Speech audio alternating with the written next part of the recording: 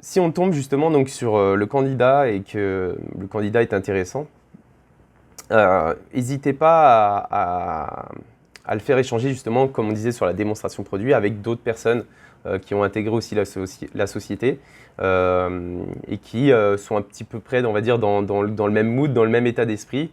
Et voilà, l'idée c'est de créer une interaction avec la personne, de commencer à lui créer un sentiment d'intégration aussi dans les équipes, d'avoir un vrai premier retour de personnes qui sont déjà sur place et qui sont satisfaits justement de la société. Ça a une grosse influence de faire projeter directement aussi le candidat. Sur la partie proposition d'embauche, alors je te conseille vraiment d'accompagner la personne jusqu'à la lecture de la proposition et d'une proposition qui peut être bien montée. Ça peut être un document officiel ou un PowerPoint plutôt bien présenté. Et tout simplement, l'idée, c'est de pouvoir demander peut-être un autre point avec ce candidat, un autre rendez-vous en visio ou sur place pour échanger sur la proposition. Parce que c'est un moment un petit peu stressant où il peut y avoir des interprétations qui peuvent être intéressantes ou des interprétations pas forcément en notre faveur. Donc l'idée, c'est pouvoir tout poser à plat, de se poser sur la bonne lecture du contrat, si ça correspond bien aux différents enjeux, aux différents besoins, et voilà, et de pouvoir supprimer tout point, tout doute ou tout point d'interrogation pour le coup. Donc, c'est vraiment un conseil que je donne. Quand vous faites une proposition, n'envoyez pas une proposition directement, mais organisez un rendez-vous pour la lecture de cette proposition. Et vous allez voir que vous allez gagner énormément de temps et influence aussi sur la partie closing, donc sur la partie signature du contrat de la proposition d'embauche. Alors comme je disais, ça permet d'éviter donc à la fois les points de blocage, les questionnements et d'avoir aussi un retour immédiat du candidat. Et ça permet aussi vraiment d'avoir une bonne compréhension donc, pour lui de la proposition, si ça correspond bien à ses besoins et que ça confirme ou non justement plus distinctement l'offre qu'on lui présente. Quel est le résultat attendu en fait, tout simplement, du fait d'utiliser justement cette technique dans le recrutement? Déjà, ça permet de pouvoir avoir la possibilité de mieux recruter. Pour un recruteur, c'est toujours plus intéressant. Tout simplement, on va assurer plus la fiabilité du candidat parce qu'on va aller sur des points de subtilité en dehors de l'aspect technique notamment et savoir si effectivement c'est un profil qui peut avoir plus d'ambition. Est-ce que c'est un profil qui va pouvoir répondre sur d'autres points d'intérêt qu'on n'avait pas forcément vus au premier abord. Donc c'est toujours plus intéressant de mieux déjà qualifier le candidat. Ensuite, ça aussi, donc, comme je disais, ça évite de passer à côté d'un candidat qui au premier abord ne correspondait pas vraiment aux besoins. Et donc, ce qui fait qu'on va pouvoir qualifier des points d'autant plus intéressants, savoir si directement c'est un candidat intéressant, donc dans ce cas-là, on continue le process et on va plus loin. Si en d'autres cas, ce n'est pas forcément un candidat intéressant, on pourrait éventuellement raccourcir l'échange pour faire aussi bien de l'économie de l'effort à la fois pour la personne, mais à la fois pour nous. Et donc, ça nous fait gagner un temps considérable dans le process. Ensuite, l'idée, c'est de pouvoir optimiser donc, ces chances de recrutement parce qu'on va aller sur la quintessence du besoin du candidat. Donc, on va aller sur vraiment là où le candidat a le plus d'intérêt à rejoindre ton entreprise plutôt qu'une autre. Et donc, de surcroît, on va se détacher de la concurrence qui nous entoure, donc des autres entreprises qui souhaiteraient éventuellement le recruter. Et donc, on va pouvoir mettre en avant beaucoup plus les points subtils des attentes du candidat. Et donc, de proposer quelque chose qui va correspondre plus à ses priorités.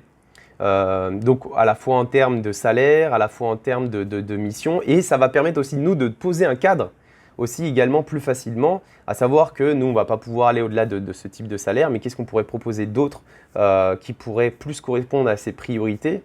Et c'est là où il y a un intérêt également. C'est dans la reformulation, de la bonne compréhension du besoin.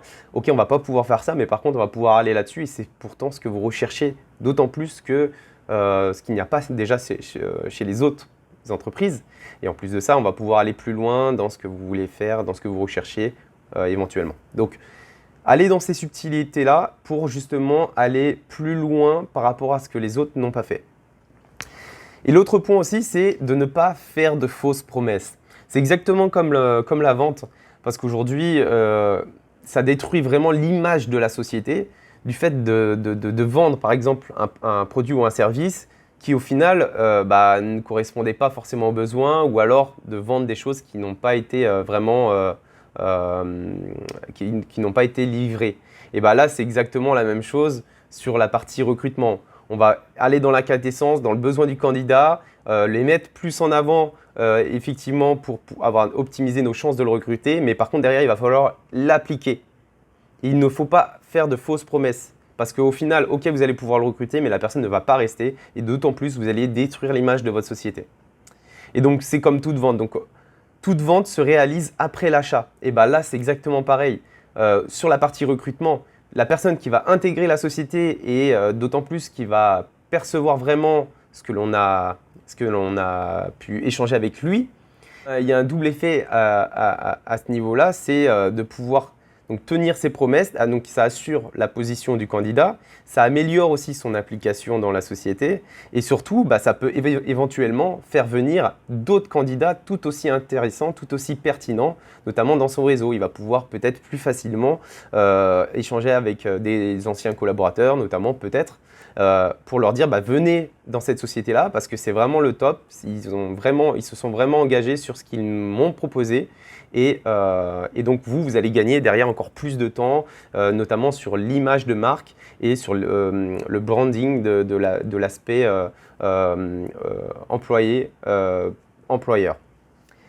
Et donc, il y a tout ça pour dire qu'effectivement, il y a quelques recruteurs qui utilisent plus ou moins, on va dire, ces techniques-là. Et c'est eux qui se dégagent justement les meilleurs retours sur la partie recrutement. C'est eux qui performent d'autant plus.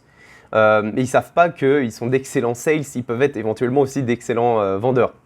Mais il y a beaucoup de recruteurs, et la plupart aussi, ne savent pas qu'ils devraient utiliser ces techniques-là pour optimiser ces échanges et d'arriver plus facilement à leurs objectifs. Donc, il faut vraiment les appliquer, mettre en avant, essayer sur les prochains recrutements que vous avez peut-être à effectuer. Et aussi bien que ce soit pour un stagiaire, un CDD, un CDI, aller dans les subtilités du candidat et vous allez voir que vous allez ouvrir des portes et que vous allez pouvoir plus facilement vous projeter éventuellement avec le candidat, ou alors au contraire, ne pas pouvoir vous projeter avec la personne, même si au premier abord semblait intéressante, et couper court justement éventuellement à la discussion pour économiser de l'effort et aller justement à l'essentiel. Et c'est comme ça que vous allez aussi performer sur la partie recrutement. À plus tard sur le prochain module.